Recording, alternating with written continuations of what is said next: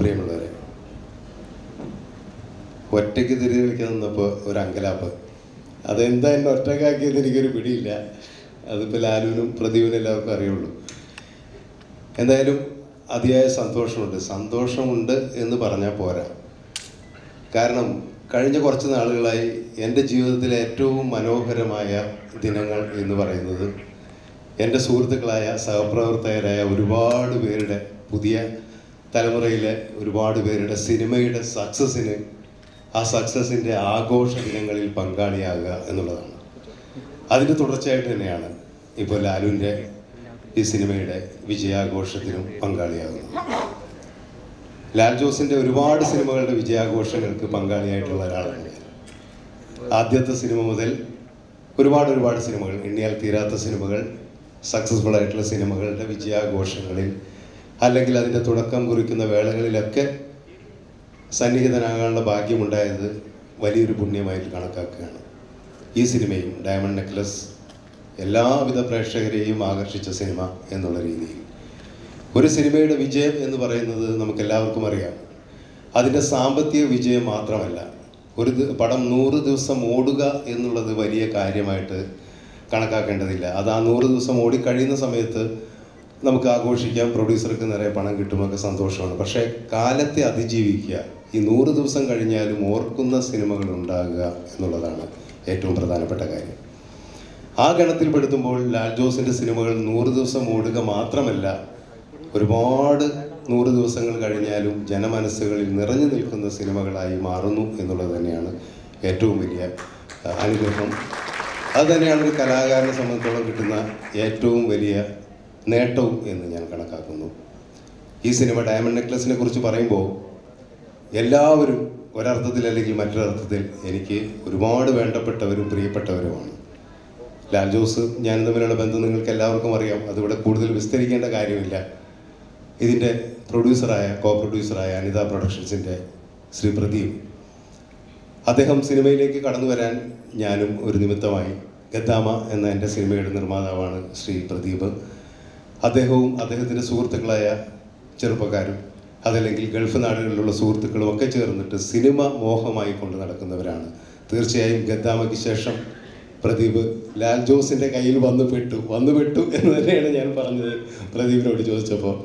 അതായിരുന്നു ഏറ്റവും വലിയ പ്രദീപിനിൽ കണ്ട ഏറ്റവും വലിയ യോഗ്യത, ഒരു നിർമ്മാതാവാനുള്ള യോഗ്യത എന്നുകൂടി ഞാൻ ശ്രീ പ്രദീപിനോട് പറയുകയുണ്ടായി. പലപ്പോഴും ഒരു സിനിമ എടുത്തു കഴിഞ്ഞാൽ അടുത്ത സിനിമ ചെയ്യാനുള്ള വെപ്രാളത്തിൽ അല്ലെങ്കിൽ എന്തെങ്കിലും ചെയ്യുക എന്നുള്ള രീതിയിൽ എവിടെയെങ്കിലേക്ക് പോയി ചെന്ന് ചാടുക എന്നുള്ളത് മിക്കവാറും നിർമ്മാതാക്കൾക്കൊക്കെ, പ്രത്യേകിച്ചും പ്രവാസി നിർമ്മാതാക്കൾക്ക് പലപ്പോഴും സംഭവിക്കുന്നൊരു കാര്യമാണ്. അങ്ങനെ ഒരബദ്ധത്തിൽ പ്രദീപ് ചാടിയില്ല, കൃത്യമായ കൈകളിൽ ചെന്ന് തന്നെ നിന്നു. അതിൻ്റെ വിജയം കൂടിയാണ് ഈ ഡയമണ്ട് നെക്ലസ് എന്ന സിനിമ. ലാൽ ജോസിനോടൊപ്പം ഞാൻ ശ്രീ പ്രദീപിനെയും അഭിനന്ദിക്കുകയാണ്. പിന്നെ എൻ്റെ മറ്റ് പ്രിയ സുഹൃത്ത് ശ്രീ ഇക്ബാൽ കുറ്റിപ്പുറം. ഇക്ബാൽ ഒരുപക്ഷെ സിനിമയിലേക്ക് കടന്നു വരാൻ അറിഞ്ഞോ അറിയാതെയോ പലപ്പോഴും ഞാൻ നിമിത്തമായിട്ട്, സിനിമ സ്വപ്നമായിട്ട് ഇക്ബാൽ മനസ്സിൽ കൊണ്ടു നടക്കുമ്പോഴൊക്കെ അദ്ദേഹത്തിൻ്റെ മനസ്സിൽ കഥയുണ്ട്, കഥാകാരനുണ്ടെന്ന് പലപ്പോഴും എന്നോട് പറയാൻ ഒരുപാട് വൈകിട്ടാണ് ഇക്ബാൽ പറഞ്ഞതെന്നുള്ളതാണ് സത്യം. അതല്ലെങ്കിൽ ഒരുപക്ഷെ ഇതിനു മുമ്പേ, വളരെ മുമ്പേ ഇക്ബാൽ സിനിമയിൽ തിരക്കഥാകൃത്തായി ഇതിലും വലിയ വിജയങ്ങൾ നേടിയേനെ. എന്നാലും ഒട്ടും വൈകിട്ടില്ല, വിജയങ്ങൾ ആവർത്തിച്ചു കൊണ്ടേയിരിക്കുകയാണ് ഇക്ബാൽ കുറ്റിപ്പുറവും. ലാലുവിനോട് ചേർന്ന് നമുക്കെല്ലാവർക്കും അറിയാം, അറബിക്കഥയ്ക്ക് ശേഷം, അറബിക്കഥയും പ്രവാസികളുടെ ജീവിതം തന്നെയാണ് പറഞ്ഞതെങ്കിൽ മറ്റൊരർത്ഥത്തിൽ പ്രവാസികളുടെ മറ്റൊരു ലോകം തുറന്നു തരികയാണ് ഇക്ബാൽ കുറ്റിപ്പുറം ഈ സിനിമയിലൂടെ ചെയ്തത്. ഇക്ബാലിൻ്റെയും ഈ വിജയത്തിൽ ഞാൻ അദ്ദേഹത്തെ അഭിനന്ദിക്കുന്നു. ശ്രീ വിദ്യാസാഗർ, വിദ്യയുടെ ഇത്തരം ആഘോഷ പരിപാടികളിൽ ഒരുപാട് പങ്കെടുത്തിട്ടുള്ളതാണെന്ന് ഞാനതിനെക്കുറിച്ച് കൂടുതൽ പറയുന്നില്ല. വിദ്യ മാസ്മരിക സംഗീതം കൊണ്ട് നമ്മളെയൊക്കെ അമ്പരപ്പിച്ചിട്ടുണ്ട്, ഭ്രമിപ്പിച്ചിട്ടുണ്ട്, അതിലുപരിയായിട്ട് നമ്മളെയൊക്കെ ത്രില്ലടിപ്പിച്ചിട്ടുണ്ട്. അദ്ദേഹത്തിൻ്റെ ഓരോ പാട്ടുകളും അങ്ങനെ മലയാളികൾ സ്വീകരിക്കുന്നതാണ്. ലാൽ ജോസും വിദ്യാസാഗറും തമ്മിലുള്ള കെമിസ്ട്രി നമുക്ക് എല്ലാവർക്കും അറിയാവുന്നതാണ്. അവരുടെ ഈ കൂട്ടുകെട്ട് ഈ ഡയമണ്ട് നെക്ലസിലും ആവർത്തിച്ചിരിക്കുകയാണ്. വിദ്യയെയും ഞാൻ അഭിനന്ദിക്കുന്നു. ഒപ്പം ഇനിയും ഒരുപാട് ടെക്നീഷ്യൻസ് ഉണ്ട്. ഞാൻ ആർട്ടിസ്റ്റുകൾ പരാതിപ്പെടേണ്ട, ഞാൻ ടെക്നീഷ്യൻസിൻ്റെ കാര്യം തന്നെ ആദ്യം പറയുള്ളൂ. ആ സമ്പ്രദായം ഇങ്ങനെ ആലോചിക്കുന്നത്, എന്നെക്കുറിച്ചൊന്നും പറയുന്നില്ലല്ലോ എന്ന്. ഞാൻ തീർച്ചയായും ടെക്നീഷ്യനെ കുറിച്ച് പറഞ്ഞതിന് ശേഷം നിങ്ങളെക്കുറിച്ച് പറയാം. രഞ്ജൻ എബ്രഹാം, അതുപോലെ തന്നെ റഫീഖ് അഹമ്മദ്, ഇനിയും ഒരുപാട് സുഹൃത്തുക്കളുണ്ട് ഇവിടെ. ഞാൻ എല്ലാവരുടെയും പേരെടുത്ത് പറയുന്നില്ല. എല്ലാവരും ഞാൻ ആദ്യം പറഞ്ഞ പോലെ തന്നെ ഒരർത്ഥത്തിൽ മറ്റൊരർത്ഥത്തിൽ എനിക്കും ലാലുവിനൊക്കെ വളരെയധികം വേണ്ടപ്പെട്ടവരാണ്, ക്ലോസ് ടു ഹാർട്ടാണ്. അവരെല്ലാവരെയും ഞാൻ ഈ അവസരത്തിൽ അഭിനന്ദിക്കുന്നു. ഈ സിനിമ നമുക്കെല്ലാവർക്കും അറിയാം, അതിൻ്റെ വിജയം ഇപ്പോൾ ഒരു പുതിയ അർത്ഥത്തിൽ ഇപ്പോൾ ന്യൂ ജനറേഷൻ സിനിമ എന്നുള്ള പേരിൽ ചാർത്തി കൊടുക്കുന്നു എന്നുള്ള രീതിയിൽ കാണുന്നുണ്ട്. പക്ഷേ ഞാൻ അങ്ങനെ വിശ്വസിക്കുന്നില്ല. ന്യൂ ജനറേഷൻ സിനിമ എന്നുള്ള വാക്ക് തന്നെ ഉപയോഗിക്കേണ്ടതുണ്ടോ എന്ന് നമുക്ക് ആലോചിക്കുന്നു. നല്ല സിനിമ ഉണ്ടാകുക എന്നുള്ളത് മാത്രമാണ്. അത് ന്യൂ ജനറേഷൻ്റെ ആയാലും ഓൾഡ് ജനറേഷൻ്റെ ആയാലും നല്ല സിനിമ ഉണ്ടാകുക എന്നുള്ളതാണ് ഏറ്റവും വലിയ പ്രധാനപ്പെട്ട കാര്യം.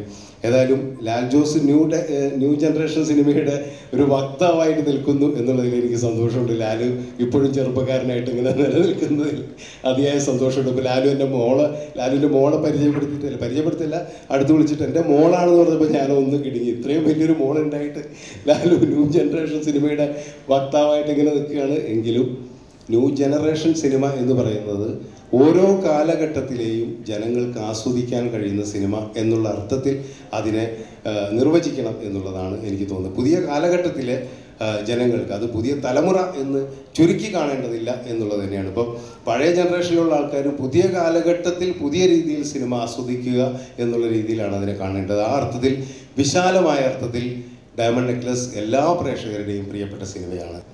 സമ്പ്രദ ഇവിടെ ഫഹദ് എത്തിയിട്ടില്ല. ഫഹദ് ഉടനെ എത്തും എന്ന് വിചാരിക്കുന്നു. ഫഹദ് ഒരു മാസ്മരീക എന്താ പറയുക, സ്ക്രീനിൽ അങ്ങനെ ഒരു കുറേ കാലത്തിന് ശേഷമായിരിക്കാം ഒരു നായകൻ്റെ ഒരു പ്രസൻസ് നമ്മുടെ സ്ക്രീനിൽ അങ്ങനെ മാസ്മരീകമായൊരു സൗന്ദര്യം ഉണ്ടാക്കിയത്. ഫഹദ് ഇവിടെ എത്തിച്ചേരും എന്നുള്ള പ്രതീക്ഷയിൽ ഫഹദിനെ ഞാൻ ഈ അവസരത്തിൽ അഭിനന്ദിക്കുകയാണ്. സമ്പ്രദ കുറേ പ്രാവശ്യം സമ്പ്രദയുടെ പേര് പറഞ്ഞു. സമ്പ്രദയുടെ ചാമി പെർഫോമൻസ് നമുക്കറിയാം. അത് ഈ ഡയമണ്ട് നെക്ലസിൻ്റെ മാത്രം പ്രത്യേകതയല്ല. ലാൽ ജോസ് കണ്ടെത്തിയ നായികയുടെ രസികൻ എന്ന സിനിമയിലൂടെ തന്നെ നമ്മളത് കണ്ടതാണ്. പിന്നീട് മലയാള സിനിമയുടെ സൗന്ദര്യവും മലയാള സിനിമയിൽ ഇന്നും നമുക്കറിയാം, എന്നും പലപ്പോഴും ഓരോരുത്തരെ ഓരോ കാറ്റഗറിയിലേക്ക് മാറ്റി നിർത്തുകയാണ്. അത് ശാലീന സൗന്ദര്യമുള്ള നായിക, അതല്ലെങ്കിൽ മലയാള തനിമയുള്ള നായിക, ഇതല്പം മോഡേൺ ആയിട്ടുള്ള നായിക എന്നുള്ള രീതിയിലൊക്കെ മാറ്റി നിർത്തുന്നത് കാണാം. പക്ഷേ എല്ലാ തരത്തിലുള്ള കഥാപാത്രങ്ങൾക്കും ഇണങ്ങും എന്ന് തെളിയിച്ച സമ്പ്രദ മലയാള സിനിമയിൽ നിന്ന് തൽക്കാലത്തേക്കെങ്കിലും വിട പറയുകയാണെന്ന് തോന്നുന്നു. അത് നമുക്കൊക്കെ ദുഃഖമുണ്ടാക്കുന്നുണ്ടെങ്കിൽ പോലും വളരെ സന്തോഷകരമായൊരു വിവാഹ ജീവിതം ഈ അവസരത്തിൽ ആശംസിക്കുന്നതോടൊപ്പം തന്നെ ഈ സിനിമയുടെ വിജയത്തിൽ അഭിനന്ദിക്കുന്നു. ഒപ്പം ഈ സിനിമയിലെ പുതുമുഖ നടികൾ 2 പേരുണ്ട്. അവരുടെയും അതിമനോഹരമായ പെർഫോമൻസ് ആയിരുന്നു. അവരുടെ പ്രസൻസ് ഈ സിനിമയിൽ നമുക്കെല്ലാവർക്കും അറിയാം. അതുപോലെ രോഹിണി, ഒരുപാട് കാലത്തിന് ശേഷമാണ് രോഹിണിയെ ഞാൻ സത്യത്തിൽ കാണുന്നത്. എനിക്ക് അതിയായ സന്തോഷമുണ്ട്. ഞാൻ സഹസംവിധായകനായിട്ട് വർക്ക് ചെയ്യുമ്പോൾ രോഹിണി നായികയായിരുന്നു. പല സിനിമകളിലും രോഹിണിയുടെ മുഖത്ത് ക്ലാപ്പ് അടിച്ചിട്ടുണ്ട്. അപ്പോൾ ഇന്നും രോഹിണി ഇപ്പോഴും ഇത്ര ചെറുപ്പക്കാരിയായിട്ട് നിൽക്കുന്നതിൽ നമുക്ക് വളരെ സന്തോഷമുണ്ട്. ഇനിയും നായികയാകാനുള്ള ഒരു ബാല്യം കൂടി ബാക്കിയുണ്ട് രോഹിണി. സുകുമാരി ചേച്ചിനെ പറ്റി ഒന്നും പ്രത്യേകിച്ച് പറയേണ്ട കാര്യമില്ല. ചേച്ചി ഒരു 1000 പടത്തിനെങ്കിലും ഇതുപോലുള്ള വിജയാഘോഷങ്ങളിൽ പങ്കെടുത്തിട്ടുണ്ട്. രശ്നി, അങ്ങനെ ഇനി ഞാൻ പേരെടുത്ത് പറഞ്ഞാൽ ഇവിടെ നിന്ന് ഞാൻ മാത്രം പ്രസംഗിക്കുള്ളൂ, ബാക്കി ആർക്കും പ്രസംഗിക്കാൻ കഴിയില്ല. ഇത് വലിയൊരു സന്തോഷമാണ്. ശ്രീ ജോയ് ആലുക്കാസ്, ഒരു സിനിമയുടെ ഭാഗമായി ജോയും ഈ ഡയമണ്ട് നെക്ലസിനോടൊപ്പം തിളങ്ങി എന്നുള്ളത് വളരെ സന്തോഷമുള്ള കാര്യമാണ്. ശ്രീ മണിയമ്പിള്ള രാജു, ഞാൻ വിട്ടുപോയി, സോറി. മണിയനെ ഞാനങ്ങനെ വിടാൻ പാടില്ല. കാരണം എൻ്റെ മദിരാശി ജീവിതം, സിനിമാ ജീവിതം തുടങ്ങിയ കാലഘട്ടത്തിൽ ഞങ്ങൾ ഒരുമിച്ച് താമസിച്ചിട്ടുള്ളതാണ് രാജു. ഒരുപാട് സിനിമകളിൽ സഹകരിച്ചിട്ടുള്ളതാണ്. രാജുവിനെയും ഞാൻ ഈ അവസരത്തിൽ അഭിനന്ദിക്കുന്നു. ശ്രീ ശിവജി ഗുരുവായൂർ, പേരെടുത്ത് പറഞ്ഞാൽ തീരില്ല, സോറി. ഈ വിജയം, ഈ അതിയായ മഹത്തായ വിജയത്തിന് ഒരിക്കൽ കൂടി അതിൻ്റെ എല്ലാ ശില്പികൾക്കും എല്ലാവിധ അഭിനന്ദനങ്ങളും അർപ്പിച്ചുകൊണ്ട് നിർത്തുന്നു. ഇനിയും ലാൽ ജോസ് ഈ വിജയങ്ങൾ ആവർത്തിക്കട്ടെ എന്ന് നമുക്ക് പ്രാർത്ഥിക്കാം. ഈ സിനിമയുടെ ഈ വിജയത്തിൽ എന്നെ ക്ഷണിച്ചതിനും ഇതുപോലെ ഈ മുഹൂർത്തത്തിൽ പങ്കാളിയാകാൻ കഴിഞ്ഞതിലും അതിയായ സന്തോഷമുണ്ട്. നന്ദി, നമസ്കാരം.